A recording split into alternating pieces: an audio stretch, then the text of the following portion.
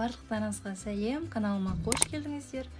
Бүгін міне осындай жұмсақ, дәмді сырный лепешки дайындаймын. Жасалуы өте жылдам және қарапайым рецепт. Менімен бірге жасап көріңіздер. Ең алдымен жылы сүтке қант, тұз, дрожжды қосып 10 минуттай бетін жауып қоямыз. Дрожж кішкене көбіктеніп көтерілген кезде үстіне сұйық май құямыз. Және ұнды салып араластырамыз.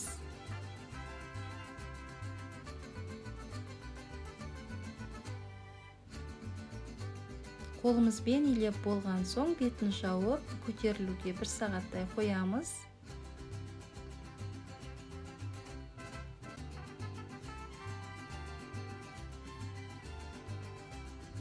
Сырды үккіштен өткізіп аламыз. Қазақша контентті қолдап, менің әр салған видеоларыма лайк басып, пікір қалдыруды ұмытпаңыздар, және тіркелмеген болсаңыз, подписация батырмасын басып, тіркеліп қойыңыздар.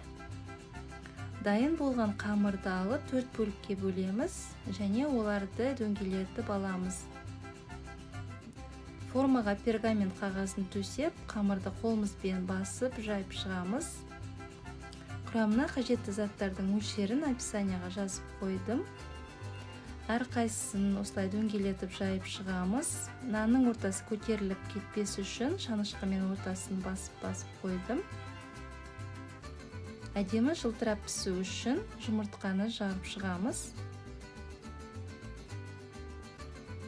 Үккіштен өткен сырды себеміз және тағы да қалған жұмыртқаны жағамыз.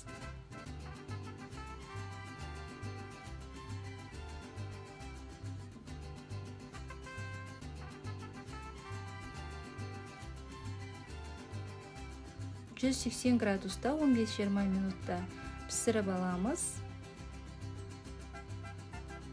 Міне сыр қосылған лепешкамыз дайын болды. Өте дәмді болып шықты.